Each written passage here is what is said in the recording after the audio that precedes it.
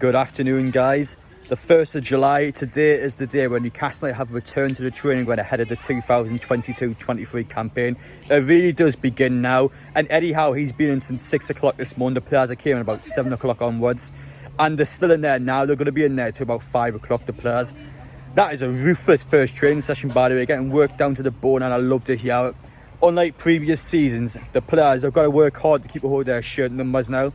But anyway, guys, if you're new to the channel, make sure to head down there, hit that subscribe button so you don't miss any of the content on the channel. So massive thanks to Keith Downie, the guy's a legend. I love Sky Sports reporting on Newcastle. They always try and report as much as they can, and they dedicate a lot of its time in the northeast to us. So listen, we keep it that way. But yeah, without further ado though, let's get into it. So hey guys, welcome back to another video on the channel once again. We're back with Keith Downie. Once a transfer window as always, and I mean, yeah, first training session for the team today for the 2022-23 season. I mean, Keith, how does it feel to be back here? Honestly, it feels like I've never been away. It's listen, it's an exciting time for Newcastle United supporters, as you well know, due to the fact that it's the first season under the new ownership. Obviously, a really good end to the season last campaign with a great finish at the end, right up there at the top of the form table. So I'd imagine the fans are excited for the new season and seeing where this season can take the club with some new players here, and also offer a clean slate, starting from fresh. For me, being back here, feels like I've never been away. But listen, it's been like that for the last 7 or 8 years for me. Yeah. Well, let's talk about Newcastle's side to begin with. So Botman, he's the biggest one that's came in so far. The fact that Newcastle tried to get him the January transfer window and now again here. How important do you think it is for Newcastle to land a long-term targeting? In terms of another additional player, yeah, listen, I think they will. Listen, I think they'll add in the forward department. You've seen them tighten up the defence and bringing in Botman, Nick Pope and Matt Target on a permanent basis. I think they'll add a forward, and I say a forward rather than a striker because I think Eddie Howe's looking at someone who can play through the middle but also off to the side as well. So they were obviously trying to get Hugo Ekitike. That one's been shelved for the moment. I can see them trying to bring in someone like that who isn't necessarily going to come in and say, I want to be the number 1, I want to be the number 9 moving forward. Would probably quite happily not play second fiddle, but can play off to the side, can sometimes be on the bench, someone who's going to come and develop it at the club. So I expect them to bring in a forward, and I also expect to bring in another winger as well. I would expect one of those to be a permanent signing and one of those to be a loan signing.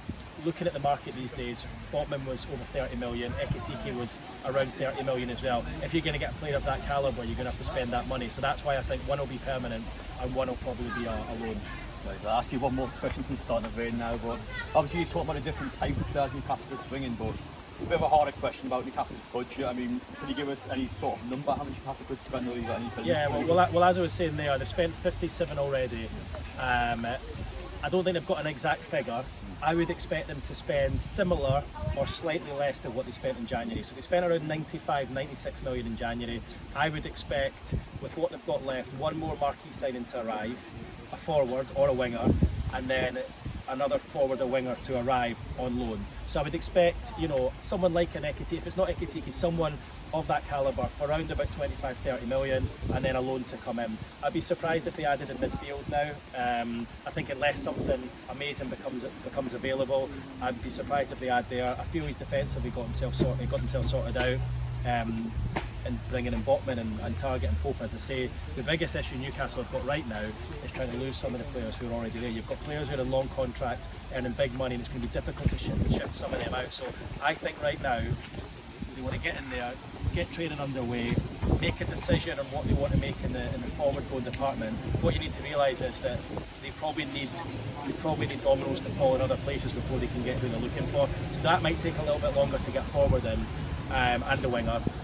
And then take it from there. I think probably the priority for them right now is to try and get some of the players out who are probably not going to be part of the plans moving forward. Whether they get them out the door permanently, I would say unlikely. They might have to sanction loan deals and pay part of their wages. Obviously, all that then amounts to the financial fair play situation as well. So it's not a simple situation, but there's going to be a lot of transfer activity both in and out between now and the end of the window, but there's no doubt the club are very satisfied with the 3 arrivals they've got already, especially with Sven Botman, because he's been their #1 target since January. They've managed to land him now, so the attention now turns to the forward department. Ekitike is obviously shelved for now. I wouldn't say that's completely dead. I would never say those things are dead, but at the moment Newcastle are looking elsewhere. I think they've probably got the irons in the fire in 3 or 4 different places there until they decide what they want to do. Okay, I appreciate it, Keith. Great answers worries. there. Obviously, as always, appreciate the support for Newcastle, just everyone reporting it. No problem. We just help out everyone out there. But yeah, I appreciate your time. I'm sure I'll see you plenty more times throughout the transfer window. But yeah, take care and thank you so much for this No interview. worries, mate. Cheers. Cheers, thank you. Okay.